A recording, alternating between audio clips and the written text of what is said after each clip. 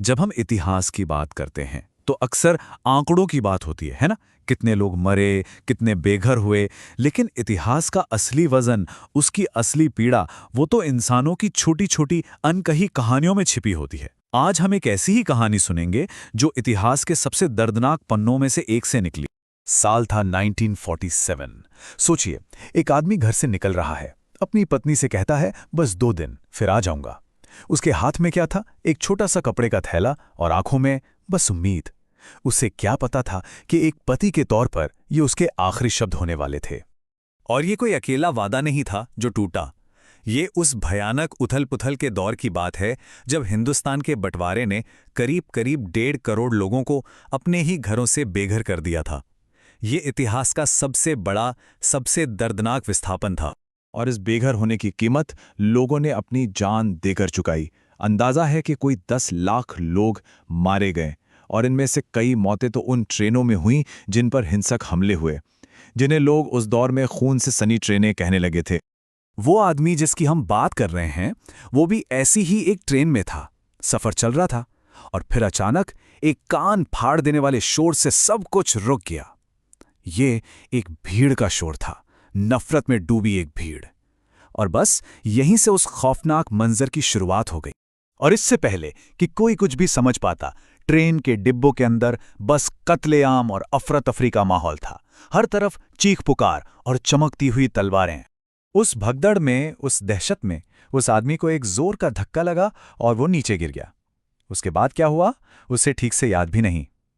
कहते हैं ना, जब जान बचाने की नौबत आती है तो उस अफरा तफरी की कोई याददाश्त नहीं होती। और वहीं नीचे गिरे हुए उसने जिंदा रहने के लिए कुछ ऐसा किया जो कोई सोच भी नहीं सकता था। वो लाशों के ढेर में, दूसरों के खून से लथपथ, बिल्कुल बिल्कुल एक लाश की तरह बेजान पड़ा रहा। मौत को धोखा देने का ये उसका तरीका था।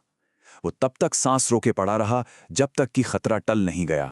और यहीं से उस एक आदमी की जिंदगी 2 हकीकतों में बंट गई। एक तरफ वो एक शरणार्थी कैंप में जिंदा था, हाँ टूटा हुआ था पर जिंदा था। और दूसरी तरफ अपने घर पर उसके परिवार ने मान लिया था कि वो मर चुका है। उसकी गैर मौजूदगी ही उसकी मौत का सबूत बन गई थी। मतलब कानूनी तौर पर, सामाजिक तौर पर उसका वजूद ही मिटा दिया गया था। और ये इंतजार, ये 1-2 दिन का नहीं था, पूरे 5 साल। सोचिए, 5 साल तक वो आदमी एक रिफ्यूजी कैंप में हर रोज बस किसी तरह जिंदा रहने के लिए जद्दोजहद करता रहा, इस बात से बिल्कुल अनजान कि पीछे उसकी दुनिया उसके बिना ही बहुत आगे निकल चुकी थी। और फिर 5 साल के लंबे इंतजार के बाद वो दिन आता है। वो आदमी आखिरकार अपने गांव लौटता है। वो उसी घर के सामने खड़ा है जिसे उसने सालों पहले छोड़ा था। अब सवाल ये है कि क्या होता है जब एक भूत अपने ही दरवाजे पर दस्तक देता है। दरवाजा खुलता है, सामने उसकी पत्नी है। एक पल के लिए सब कुछ थम सा जाता है।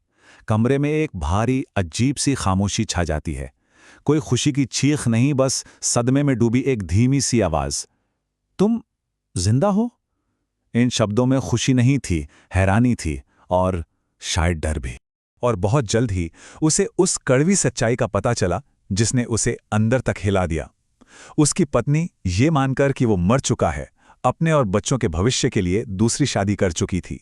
उसके अपने बच्चे जो अब बड़े हो गए थे, उसे पहचान तक नहीं पाए। उसके सारे कानूनी रिकॉर्ड, उसकी जमीन जायदाद, उसकी पहचान, सब कुछ खत्म हो चुका था। वो अपनी ही जिंदगी में एक अजनबी था, एक मेहमान था।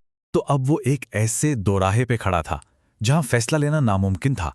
अगर वो अपनी सच्चाई बताता, अपनी जिंदगी वापस मांगता, तो वो उस नई जिंदगी को तबाह कर देता जिसे उसके परिवार ने बड़ी मुश्किल से उसके बिना बनाया था।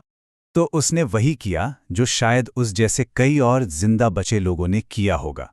उसने खामोशी से वापस मुड़ जाने का फैसला किया, अपने ही परिवार की खुशी के लिए। उसने अपनी पहचान की आखिरी कुर्बानी दे दी। वो चला गया, एक बार फिर। ये उसकी किस्मत का शायद सबसे बड़ा मजाक था। जैसा कि उसने शायद खुद महसूस किया होगा, मैं दंगों और चाकुओं से तो बच गया, लेकिन कागजात और वक्त ने मुझे मिटा दिया।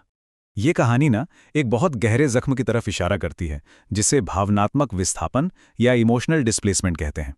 इसका मतलब है, जब आप किसी बहुत बड़ी तबाही से बचकर घर लौटते हैं और पाते हैं कि आपकी पहचान, आपका परिवार, समाज में आपकी जगह, सब कुछ मिट चुका है।